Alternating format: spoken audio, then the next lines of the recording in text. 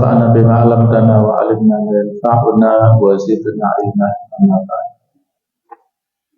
Hadirin hadirat para jamaah rahimakumullah.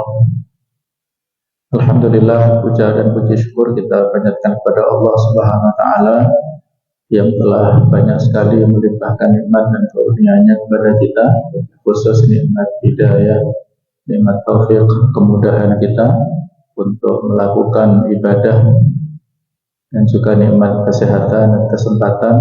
Mudah-mudahan seluruh amalan kita diterima oleh Allah Subhanahu wa taala. Amin ya rabbal alamin.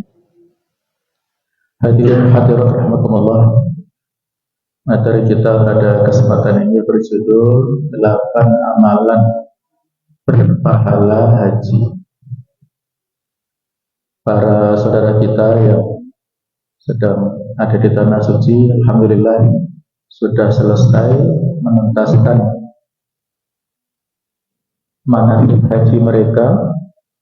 Ada sebagian yang sudah pulang ke tanah air, dan ada sebagian yang menunggu untuk berziarah ke Madinah. Mudah-mudahan para saudara kita tersebut mendapat predikat haji yang mabrur dan bisa mempertahankannya sampai akhir hayat. Mudah-mudahan kita yang barangkali belum berkesempatan ke tanah suci bisa disegerakan oleh Allah Ta'ala berkunjung ke tanah suci untuk menunaikan ibadah haji, umrah ataupun ziarah, dan mudah-mudahan kita senantiasa dalam keberkahan. Amin ya rabbal alamin. Allah Ta'ala Maha Adil kepada hamba-hambanya, tidak pernah mendolimi kepada siapapun. Oleh karena itu, dengan keadilan Allah itulah Allah membagi rezekinya kepada siapapun. Ada orang yang diberikan kemampuan rezeki secara berlebihan, maka dengan itu mereka bisa menunaikan ibadah-ibadah secara finansial. Dan ada sebagian orang yang diberikan rezeki dengan sedikit, yang dengan itu kurang maksimal dalam ibadah finansial. Masing-masing sudah ada takarannya, ada takdirnya. Tinggal bagaimana kita mengelola dan mencikapi takdir tersebut dengan syukur dan sabar. Bagi orang yang berkecukupan bisa menunaikan ibadah haji, tetapi bagi sebagian orang yang belum berkesempatan atau belum berkecukupan, maka belum bisa menunaikan. Tetapi yang perlu kita untuk yakini bahwasanya haji ini bukan semata-mata kemampuan, tetapi persoalan adalah keterpanggilan. Para motivator mengatakan bahwa Allah tidak memanggil orang yang mampu, tapi Allah akan memampukan orang yang terpanggil. Banyak di antara kaum muslimin yang mampu secara keuangan atau finansial bisa berjalan-jalan sampai ke Eropa, ke Amerika, tetapi karena belum terpanggil, maka belum pernah pergi ke tanah suci.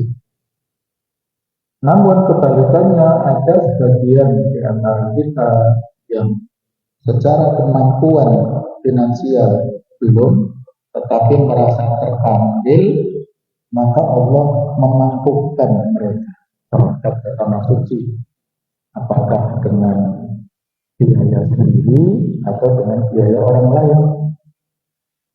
Tahun ini ada informasi bahwa seorang penjual roti di pinggir jalan dimampukan berangkat ke tanah suci dengan izin Allah bersama pasangannya. Ada lagi tukang servis jam yang menampung sedikit demi sedikit juga bisa diberangkatkan ke tanah suci. Tahun lalu ada tukang parkir yang menabung selama 38 tahun bisa diberangkatkan ke tanah suci. Itu yang berbiaya secara mandiri, dan ada sebagian yang dibiayai oleh orang lain, apakah karena jasanya atau karena yang lainnya. Jadi intinya ada banyak peluang yang bisa kita lakukan, berdoa ada hentinya supaya kita senantiasa dimudahkan ke tanah suci, karena kalau kita ke sana akan banyak keberkahan yang bisa kita dapatkan. Hadirin hadirat rahimakumullah. Allah Subhanahu wa taala berfirman di surah Ali Imran ayat ke-96, Inna awwala baiti wudi'a lin-nasi lalladzi bi Bakkah mubarakan wa hudan lil alamin. Sesungguhnya rumah yang mula-mula dibangun untuk tempat ibadah manusia ialah Baitullah, Ka'bah yang ada di Makkah. Makkah adalah nama lain dari Makkah. Ada sebagian lahjah ataupun lidah orang Arab yang mengganti mim dengan ba, ya. Makkah diganti Bakkah, ini namanya sama antara Bakkah dan Makkah. Disebut Bakkah karena antara alasannya terjadi kemacetan ataupun kepadatan yang sangat di kota Makkah sejak dulu sampai sekarang. Makkah sebagai destinasi atau tujuan orang-orang, baik itu berdagang ataupun berhaji versi zaman dahulu. Dan Makkah ini adalah tempat yang diberikan barokah, mubarakah. Keberkahan di sana banyak sekali.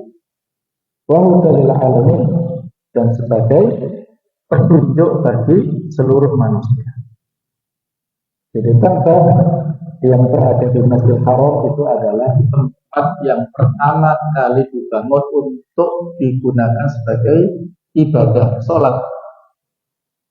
Yang berikutnya yaitu Al-Masjidul Aqsa, dan yang berikutnya adalah seluruh bumi yang kita pijak itu bisa digunakan sebagai masjid, tempat untuk sujud selama suci, ya, tidak ada kotoran.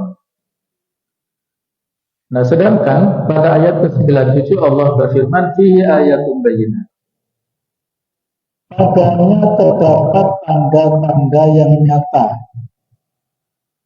Maqam Ibrahim yang diantaranya adalah tempat berdirinya Nabi Ibrahim. Wa man dakhalahu kana amin. Siapa yang memasukinya, memasuki Baitullah, dia akan mendapatkan keamanan. Walillahi 'alan nasi hajjul bait. Dan mengerjakan haji adalah kewajiban manusia terhadap Allah Ta'ala, man istata'a ilaihi sabila, bagi orang yang sanggup mengadakan perjalanan ke Baitullah.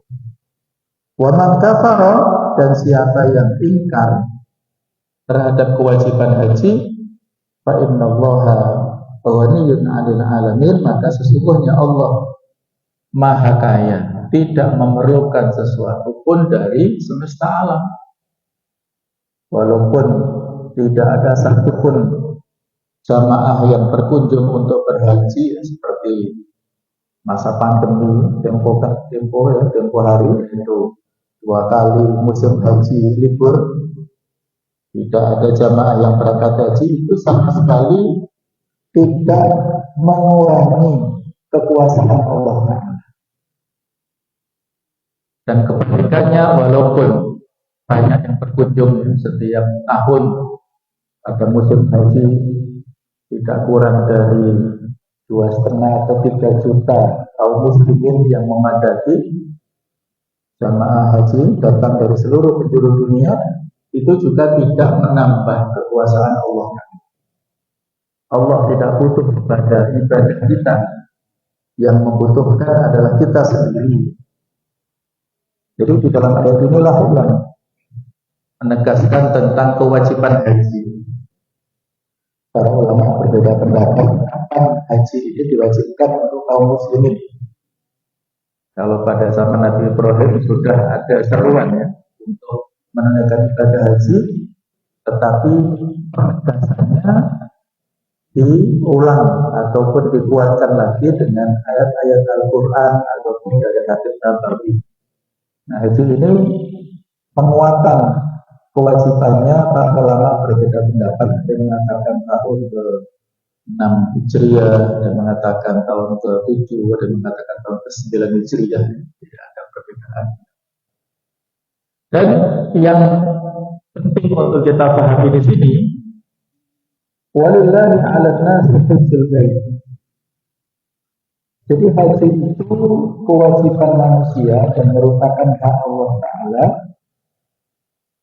Yang dimaksud manusia di sini, kata para ulama usul fikih, lafaz yang umum tetapi memiliki maksud secara khusus.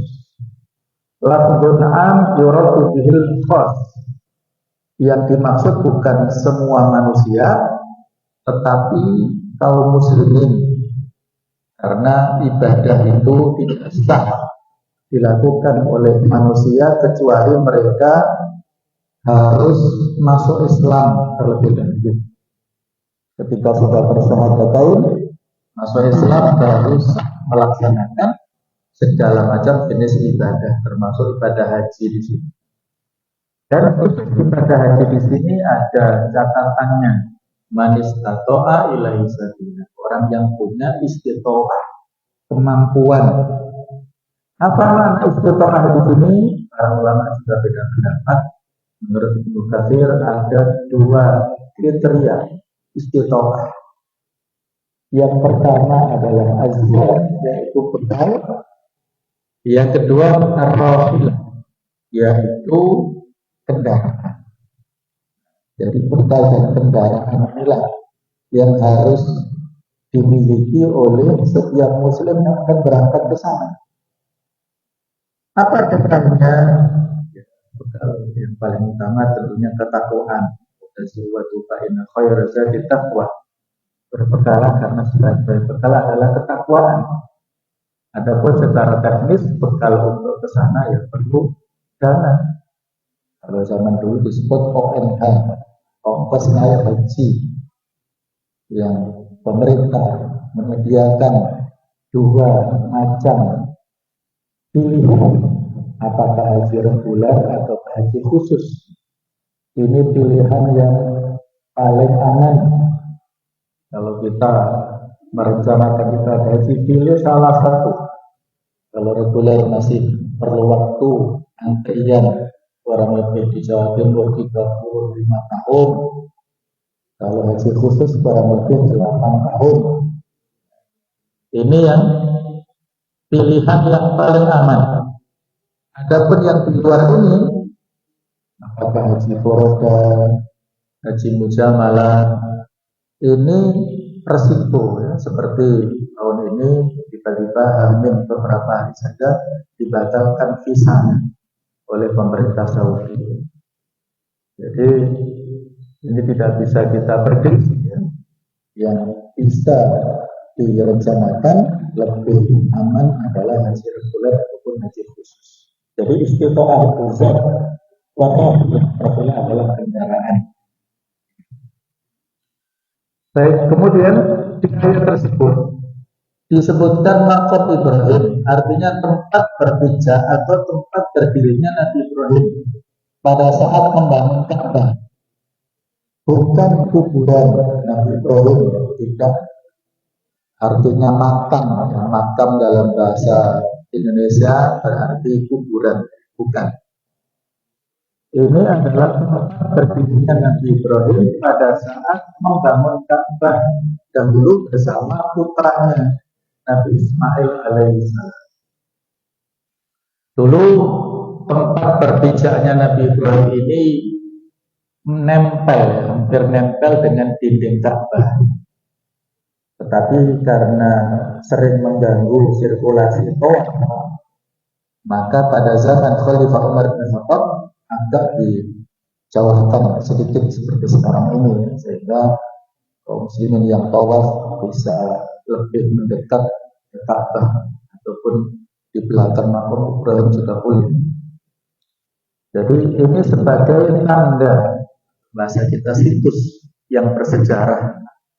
Betul-betul saat itu Allah Ta'ala memerintahkan kepada Nabi Ibrahim bersama putranya untuk meninggikan bangunan Ka'bah, yang mana menurut sebagian ahli sejarah sejak zaman Nabi Adam sebenarnya sudah ada, dibangun oleh Nabi Adam dan Nabi Syis. Tetapi pada saat banjir besar pada zamannya Nabi Nuh alaihissalam, maka hilanglah situs ini, sehingga dibangun ulang oleh Nabi Ibrahim bersama putranya Ismail. Nah, ketika turun ayat di 97 surah Ali Imran tadi, Rasulullah SAW mengumpulkan komunitas lintas agama yang saat itu berada. Jadi kaum muslimin, kemudian orang-orang Yahudi, kaum Nasrani, kaum Sabiin, orang-orang yang menyembah bintang, kaum musyrikin yang menyembah berhala, kaum Majusi yang menyembah api, itu dikumpulkan oleh Rasulullah SAW dan diberikan informasi tentang kewajiban haji ini. Inna Allah farada alaikumul hajja fahajju. Sesungguhnya Allah mewajibkan kepada kalian berhaji, maka hajilah. Maka orang-orang yang beragama muslim memberikan jawaban, nahnu la nahujju, kami tidak mau berangkat haji, wahai Muhammad. Jadi itu ya, karena Allah telah memerintahkan kepada Rasulullah bahwasanya haji ini alan nas, kepada manusia semuanya. Maka beliau mengumpulkan orang-orang ini lintas agama. Tapi ternyata yang merespon kewajiban itu hanya kaum muslimin saja, sedangkan orang muslim tidak mau. Maka dengan jawaban yang tidak mau dari orang-orang muslim itulah Allah memberikan statement wa man kafara fa innallaha ghaniyyun 'anil 'alamin. Siapa yang ingkar, yang kufur, maka Allah tidak butuh kepada seluruh alam. Walaupun banyak orang yang tidak mau berangkat haji, itu sama sekali tidak mengurangi kewibawaan dan kekuasaan Allah. Sehingga haji ini hukumnya fardu ain, wajib. Dan beberapa pendapat di antara para ulama, di antara kalangan sahabat, yaitu Umar bin Khattab, pernah mengatakan man ataqal hajja alam yahujja fasawa'un alaihi yahudiyan mata aw nasraniyan. Barang siapa yang mampu pergi haji tapi tidak mau berhaji, maka sama saja baginya apakah mati dalam keadaan Yahudi atau Nasrani. Artinya matinya non muslim, matinya kafir. Waliyadzubillah. Dia punya kemampuan, tapi nggak punya kemauan. Dari yang saya gambarkan ya, dia mampu pergi ke sana kemari, rumahnya mentereng, mobilnya mewah, fasilitasnya luar biasa, tapi berangkat haji nggak mau. Yang walaupun kalau daftar ya mungkin hanya sepersekian saja dari asetnya, tapi ada yang tidak mau dengan alasan macam-macam alasannya. Ada yang alasannya karena nggak kuat paham jadi telingannya sakit misalnya, kan bisa dari sisi kesehatan apa gangguannya. Bisa juga biasanya makan permen karet, ya, itu juga bisa meminimalisir stoknya, itu kan bisa diterapi. Tinggal bagaimana kita mencari solusi dari masalah-masalah yang Baik, itu sebagai mukadimah. Adapun materi inti adalah ini selanjutnya. Ada 8 amalan yang bisa kita lakukan bahkan setiap hari untuk bisa mendapatkan pahala seperti ibadah haji. Yang pertama yaitu sholat berjamaah di masjid. Yang kedua sholat syuruk atau sholat isyraq atau sholat tuluk. Yang ketiga hadir di majelis ilmu. Yang keempat zikir 33 kali setelah sholat fardu. Yang kelima umrah di bulan Ramadan. Yang keenam birrul walidain, berbuat baik kepada ayah dan ibu. Yang ketujuh bertekad haji. Yang kedelapan memberangkatkan orang untuk berangkat haji. Baik, kita bahas secara global satu persatu. Yang pertama yaitu sholat berjamaah di masjid.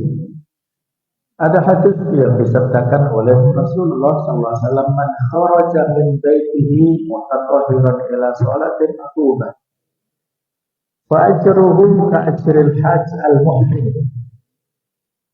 Barang siapa keluar dari rumahnya menuju masjid dalam keadaan sudah bersuci, sudah wudu. Jadi dari hadis ini sebisa mungkin ya, kita wudunya dari rumah. Jadi sudah dalam keadaan suci keluar dari rumah. Kalau misalnya batal ya, terpaksa kita wudu lagi.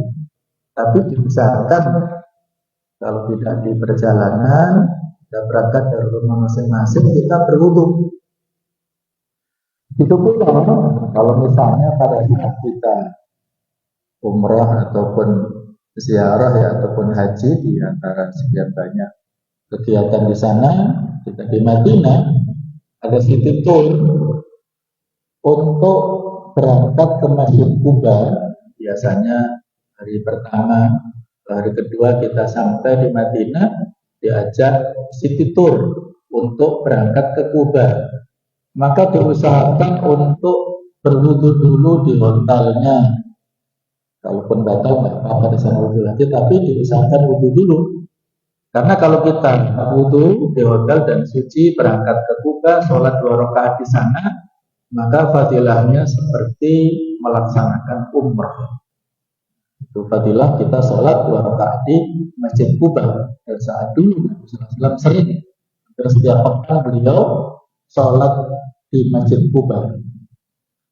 Jadi kembali ke sini, orang yang keluar rumah menuju masjid dalam keadaan sudah bersuci berwudu, menuju ke sholat fardu dengan cara berjamaah, fa'ajruhu ka'ajril hajj al-muhrim.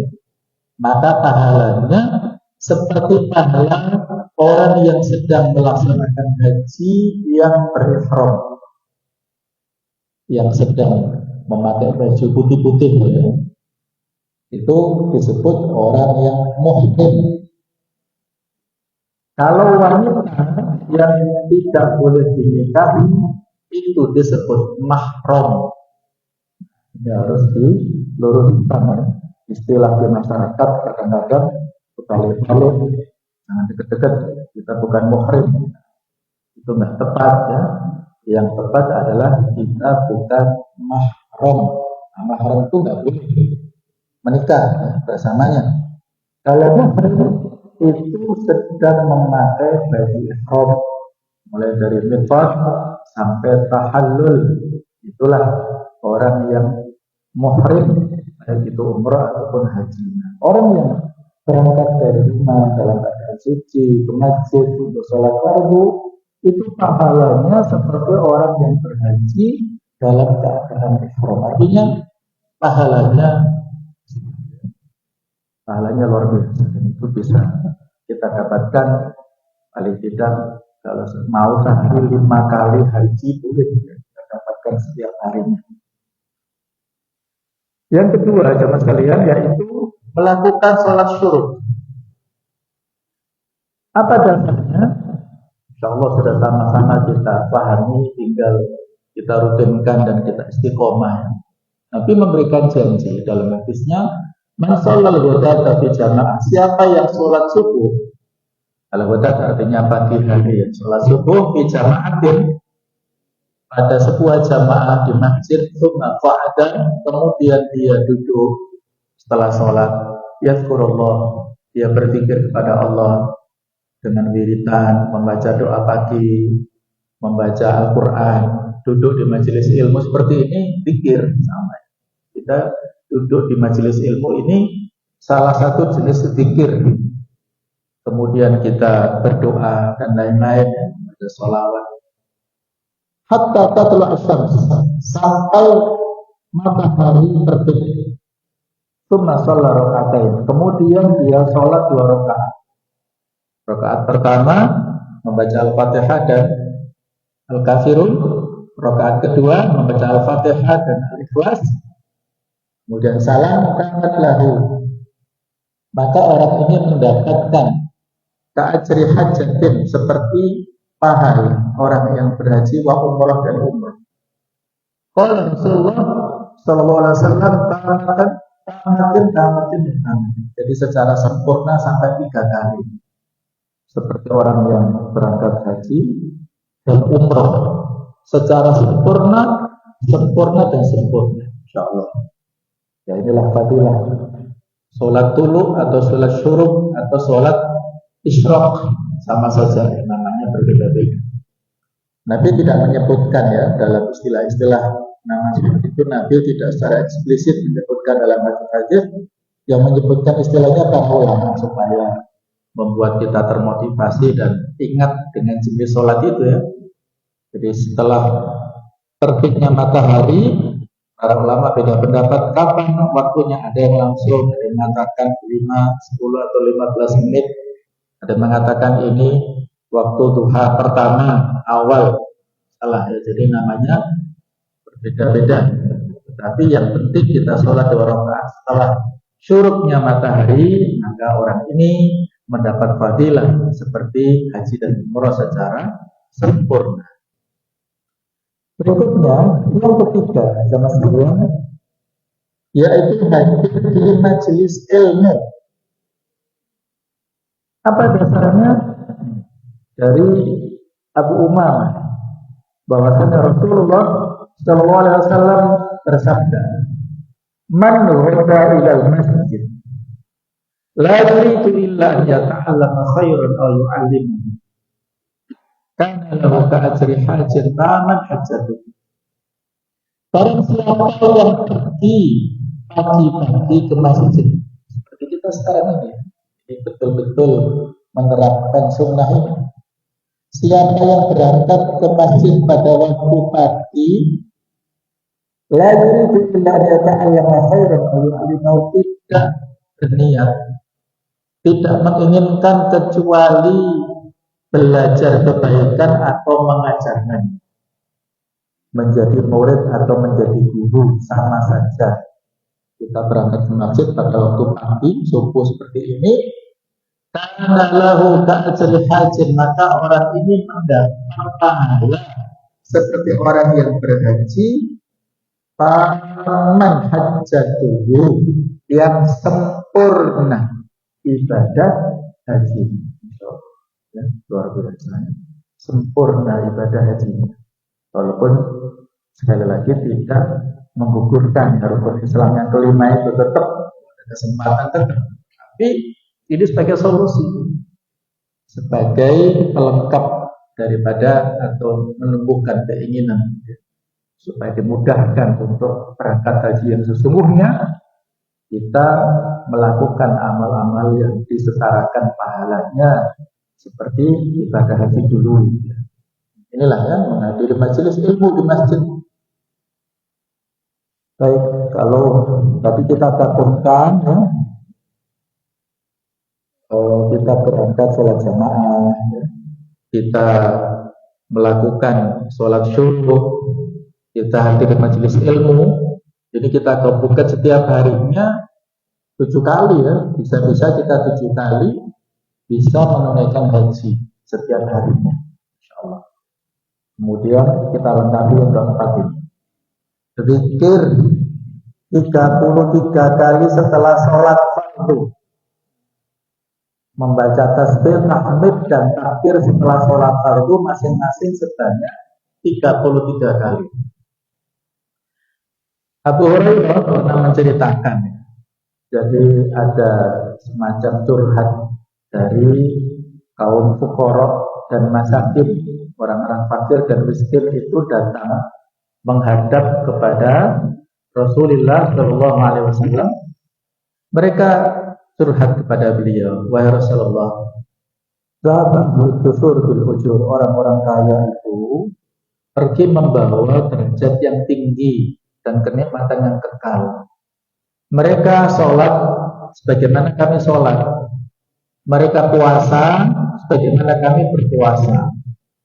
Namun mereka ini memiliki kelebihan harta, sehingga bisa berhaji, berumrah, berjihad, serta bersedekah. Kami nggak mampu. Untuk berangkat haji kami nggak punya uang, untuk umrah kami belum punya uang, untuk berjihad kami nggak punya bekal, nggak bisa beli senjata, nggak bisa beli baju besi, nggak bisa beli tameng, nggak ada dana untuk sangu keluarga yang kami tinggalkan. Jadi nggak berangkat jihad karena nggak punya uang, serta nggak bisa bersedekah. Maka bagaimana solusinya? Beliau mengatakan, maukah kalian aku ajarkan suatu amalan yang dengan amalan tersebut kalian akan mengejar orang yang mendahului kalian, dan dengannya dapat terdepan dari orang yang setelah kalian, dan tidak ada seorang pun yang lebih utama daripada kalian,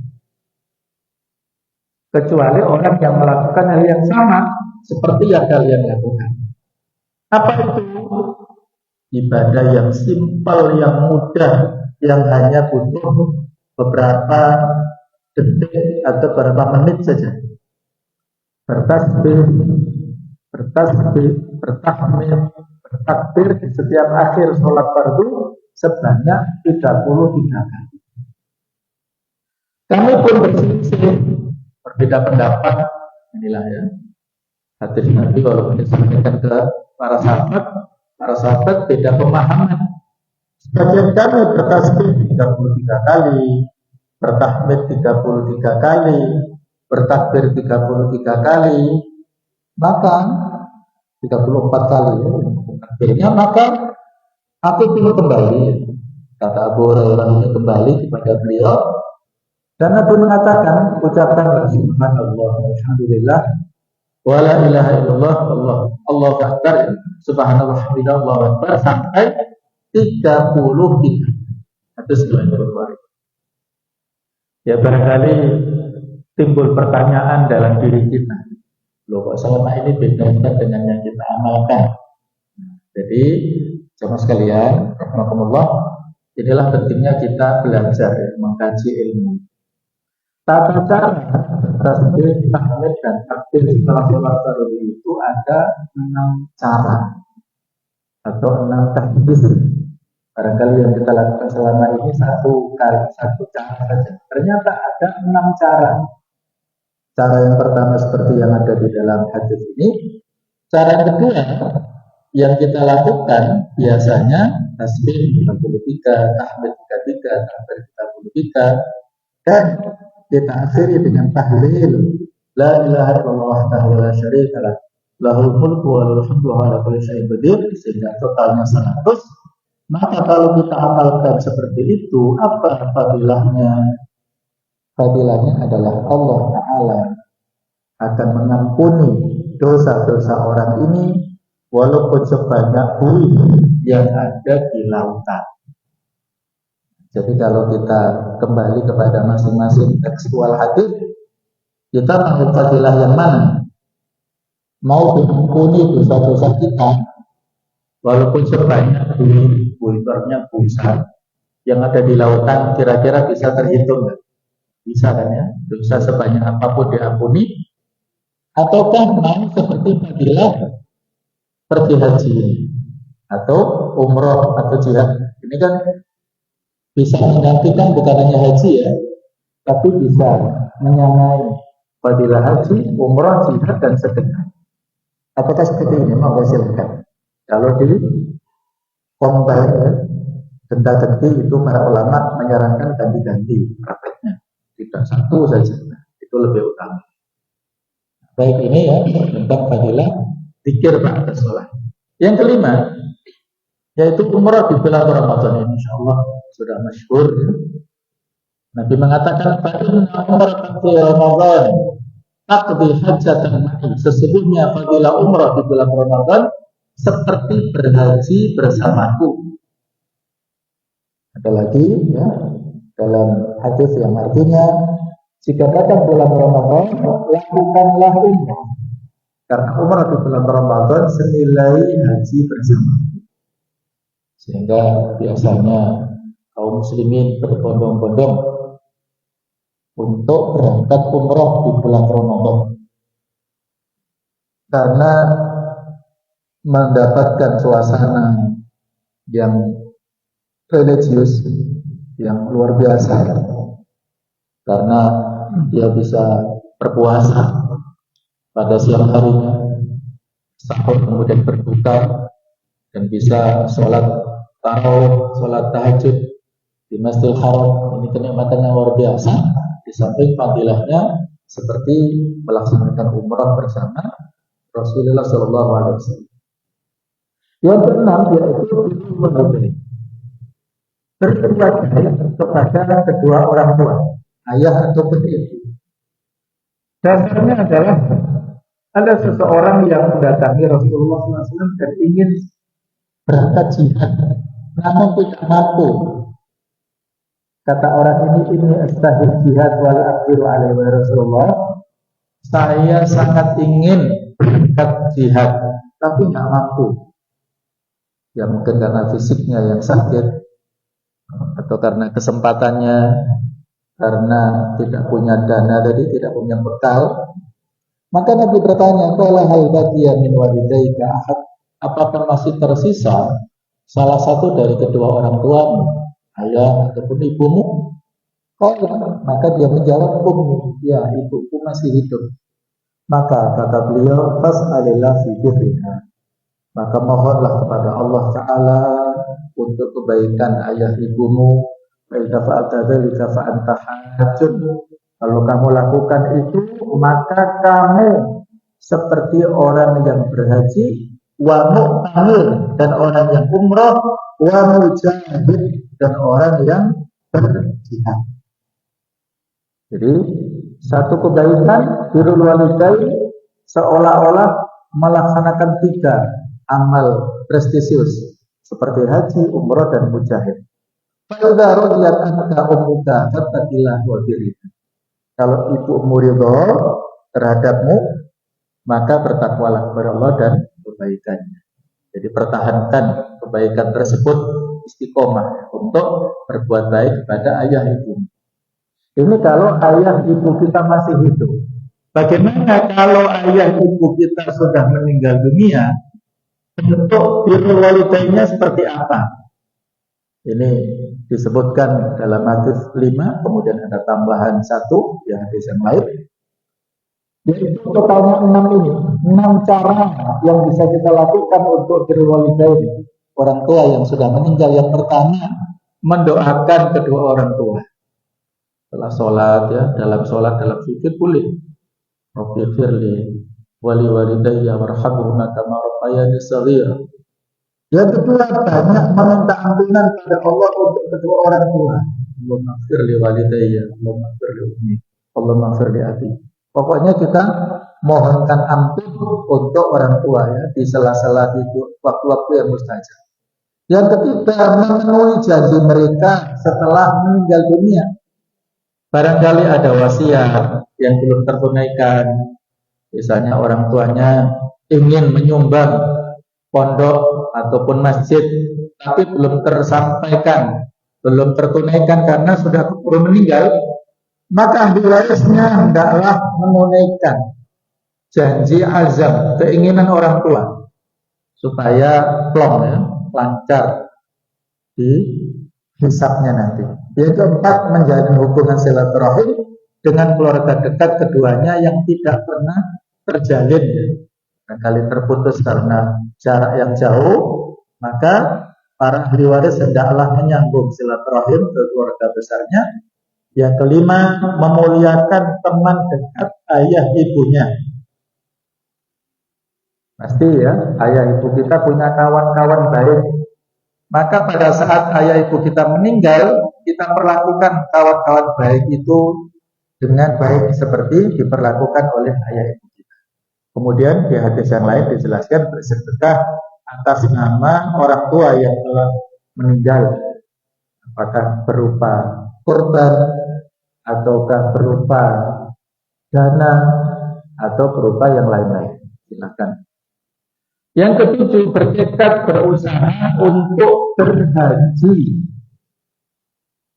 Jadi kalau kita belum diberikan kemampuan finansial, maka yang penting niat kita. Niat kita untuk berangkat haji. Dengan cara apa niat itu dibuktikan ya? Dengan membuka rekening haji, rekening reguler lah minimal ya. Kita buka rekening haji.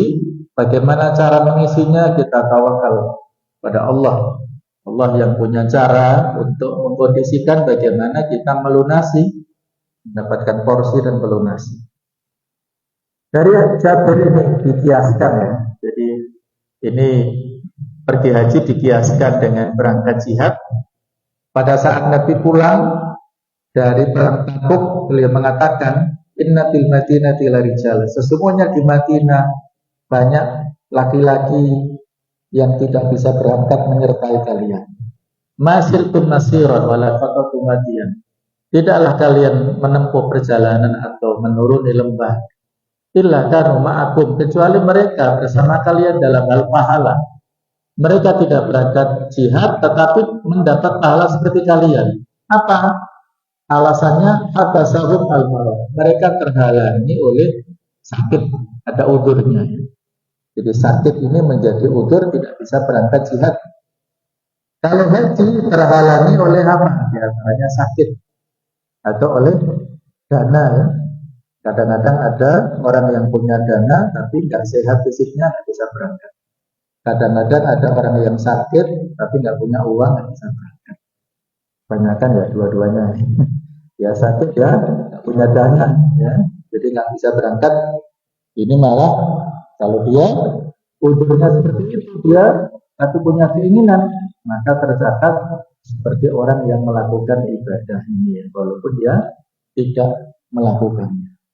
Yang terakhir yaitu memberangkatkan haji. Yang barang siapa menyiapkan bekal untuk orang yang akan berjihad, menyiapkan bekal untuk orang yang akan menunaikan ibadah haji, menafkahi keluarga yang ditinggalkan atau memberikan makan orang yang berbuka puasa, maka ia mendapatkan pahala seperti pahala mereka tanpa mengurangi pahala mereka sedikit pun. Inilah ya, fadilah man jahaza ghaziyan faqad ghaza. Orang yang menyiapkan bekal untuk para mujahid fisabilillah seperti dia berjihad. Jadi kalau kita mengirimkan dana untuk saudara-saudara kita di Palestina, walaupun kita tidak bisa berangkat ke sana, maka seperti kita berjihad bersama mereka. Mudah-mudahan saudara kita di Palestina segera mendapatkan kemerdekaannya, selesai dari segala macam intimidasi kezaliman orang-orang Israel yang telah membuktikan kekuasaannya. Tel Aviv hancur oleh rudal-rudal yang dikirimkan Iran, dan pimpinan Iran mengatakan ini untuk Gaza, katanya begitu ya. Pengiriman rudal-rudal adalah pembalasan yang dilakukan Iran atas kezaliman orang-orang Israel kepada saudara kita di Palestina. Mudah-mudahan segera tuntas ya. Ada 2 dokter UB, dokter terbaik, kawan-kawan kami yang akan dikirim ke Gaza, 2 orang spesialis, tanggal 8 Juli berangkat ke Gaza. Mudah-mudahan Allah Ta'ala lindungi mereka dari berangkat sampai pulang. Baik, jika dana terbatas, daftar haji untuk diri sendiri ataukah mendahulukan orang tua? Haji adalah kewajiban bagi setiap muslim merdeka, berakal balik dan memiliki kemampuan untuk melakukan perjalanan menuju ke tanah suci, kewajiban sekali seumur hidup. Sementara itu berbakti kepada orang tua dan membantunya untuk melakukan yang wajib adalah amal yang disyariatkan sesuai kemampuan. Hanya saja Anda wajib melaksanakan haji untuk diri Anda sendiri terlebih dahulu. Kemudian Anda bisa membantu orang tua Anda jika dananya tidak cukup untuk memberangkatkan haji semua. Anda dahulukan orang tua untuk haji daripada diri Anda, haji mereka juga sah. Jadi pilihan-pilihan. Kalau skemanya dananya cukup tapi belum saat ini, Anda daftarkan orang tua dulu, silahkan. Tapi kalau dananya terbatas dan susah untuk mendapatkan di waktu yang lain, maka Anda dahulukan dulu. Karena kaidahnya la itsar fil ibadah, tidak ada kaidah mendahulukan orang lain dalam bab ibadah. Fastabiqul khairat. Kita hendaklah mendahulukan diri kita untuk berlomba-lomba dalam kebaikan. Kita datang ke masjid, saf pertama masih keluar satu, maka kita isi. Jangan silahkan orang lain untuk mengisi saf terdepan, karena yang lebih utama adalah saf yang paling. Nah, bagaimana hukum batal haji untuk orang yang sudah meninggal? Ada dua orang yang hajinya boleh digantikan oleh orang lain menurut Imam Nawawi dalam kitab Al-Majmu' Syarhul Muhadzab. Yaitu pertama, orang yang semasa hidup memiliki kewajiban berhaji tetapi meninggal dunia sebelum ibadah hajinya ditunaikan. Biasanya tadi sudah ada panggilan porsi tahun 2025. Ternyata 2024 kemarin dia meninggal misalnya. Maka ahli warisnya yang sudah berhaji. Jadi kalau untuk menggantikan orang yang berhaji, itu yang menggantikan harus sudah berhaji. Tidak boleh dia belum berhaji itu dirinya sendiri. Harus melaksanakan haji dulu baru menggantikan orang lain. Atau kasus yang lain, orang yang memiliki kewajiban untuk berhaji karena mampu secara finansial, tapi secara fisik tidak mampu untuk berangkat haji. Mungkin karena tua atau penyakit menahun yang tidak diharapkan atau tidak ada kemungkinan sembuhnya misalnya. Ini yang kedua, ini masih ada beda pendapat. Nah, ini penjelasan tentang batal haji. Perlu kita selektif dalam memilih orang yang travel yang bisa kita titipi untuk batal haji. Minimal 20 juta. Kalau yang di bawah itu perlu dicurigai. Karena bisa jadi kalau murah-murah 10 atau 15, mungkin yang membatalkan double dengan yang lain, dan itu tidak sah kan? Kalau dia satu orang membadali 3-4 orang, maka hajinya nggak sah. Jadi harus satu orang menggantikan satu saja. Yang terakhir sama sekalian ya, haji ini rukun Islam, tetapi ada sebagian ulama yang belum mampu berangkat haji, dan itu tidak mengurangi derajat keutamaan mereka. Di antaranya yaitu Abu Ishaq Ibrahim Al-Ashirazi, beliau ulama besar yang mengarang kitab Muhadzab yang disyarah oleh Imam Nawawi. Beliau tidak mampu haji karena ini kekurangan materi. Masya Allah, beliau orang yang sangat sederhana. Makanannya sehari-hari bubur tarik. Tarik itu roti dicampur kuah, sangat sederhana. Meskipun demikian, walaupun beliau belum berangkat haji, tapi beliau detail dalam memberikan penjelasan tentang ibadah haji ini. Barangkali ini menurut pendapat bisa jadi karena Allah Ta'ala memberikan mimpinya, ilhamnya, sehingga beliau seolah-olah pernah melihat secara langsung tanah suci. Allahu a'lam. Kemudian ada juga ulama besar yang namanya Ali bin Ahmad Ibnu Hazm, yang lebih dikenal dengan Ibnu Hazm. Ini ulama yang luar biasa, tokoh dari mazhab Dzahiriyah. Dia tinggal di Spanyol, jauh ya, di Spanyol. Beliau tidak bisa berangkat haji, tetapi keilmuannya luar biasa.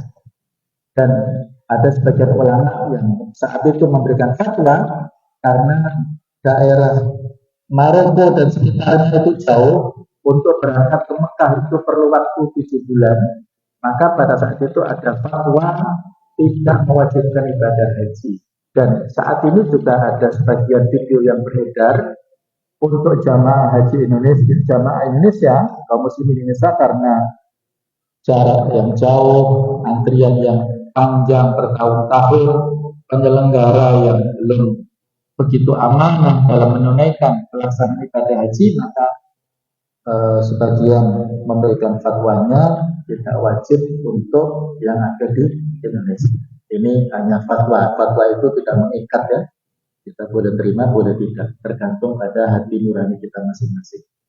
Ada juga ulama besar yang yang belum berangkat haji, namanya qadhi iyad. Qadhi itu kan hakim tapi nggak mampu secara finansial, Masya Allah, karena begitu qanaah dan zuhudnya beliau belum berangkat melaksanakan ibadah haji.